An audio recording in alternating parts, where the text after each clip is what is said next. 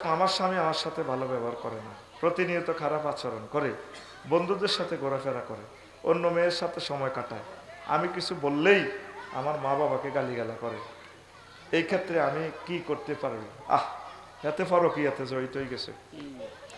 আপনি ইয়াও আদৌদও পড়বেন, হেতেরে খালি খারে খারাপ গালিগালাজ করিয়েন না, বুঝাইবেন প্রিয় কলিজা আপনি যে এগুলো করছেন এগুলো তো গুনাহ, প্রয়োজন আপনি বিয়ে করেন, আমি সহ করাই দিব, অসুবিধা নেই।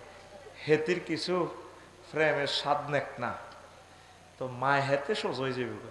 গুড়ি গাড়ি আই কব আমার বড় বউ বালা আসিল, তবে বড় বউ তো ধৈর্য ধরত না, আইলে তো তার লগে খারাপ ব্যবহার, ও বার আর মাগিল আর আর আব্বা আম্মা আল্লাহ নিয়ে বিয়ে দিছি, তুই তাই করেই শুরু করে। বড় বড়ে আমি কবে একটু ধৈর্য ধরেন, দেখবেন হাতে তারের মতো সোজ হয়ে যাবে। আপনারা ছাড়া বুঝতে না কেবল আর বড় বউটাই ঠিক। আর পুরুষ বিয়ে করলে ছোট বড়া লইয়ে বেশি তা নষ্ট নষ্ট, বড় ফলান্টিনেরও দাম দেয় না, ওই ছোট হতিনের কারণে ঠিক থাকতে পারে না।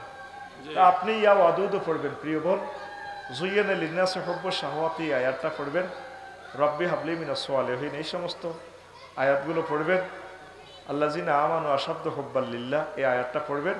এই আয়াতগুলোর আমল করলে আপনার দিকে হাতে বেশি বেশি আইলা হইব, হাতে চোখ অন্য দিক থেকে ফিরে আসবে। পড়ি আমিন। আর একটা প্রশ্ন লিখছি, বিয়ের মধ্যে মধ্যে খোঁজ, বিয়ের মধ্যে খোঁজ কয় কিন্তু ছেলে আর পরিবার ভালো জায়গা খোঁজ কয় হিসাব কিলা কিতা লিখছ বেড়া কেন আই হরণ? হ্যাঁ ও খোঁজ খোঁজ খোঁজ, হ্যাঁ ও ড্যাশ কয়, আমরা লাকসাম করে ড্যাশ, বিয়ের মধ্যে ড্যাশ কয় কিন্তু ছেলে আর পরিবার, ছেলে আর পরিবার ভালো, ছেলে আর পরিবার ভালো জায়গা খোঁজ কয় হিগার কি লাভ? আয় হায় রে, পুরা নোয়াখালী ভাষা প্রশ্ন করছে না, খোঁজ কইয়েন না, ভালো কইয়েন, ভালো কইলে সুপারিশ করলে আপনার সওয়াব হইব। আর বিশাল দোষটি হইলে আপনি কিচ্ছু কইয়েন না, বললে মায়া এটি জানি না, তুই খোঁজ খবর তুইল, বুঝছেন নি? হলে আপনারা মারবো, তারা অত্তরে বিয়ে করব, এ হরে দিয়ে খারাপ হইলে কইব আপনি না কইছিলেন বালা। যত জায়গা বালা কইছি মান ইজ্জত সবার আছি। আচ্ছা প্রিয় সাহেব, কোরআন মুখস্থ করে ভুলে গেলে কি গুনাহ হবে, এই বিষয়ে ইসলাম কি বলে? হ্যাঁ, কবিরা গুনাহ।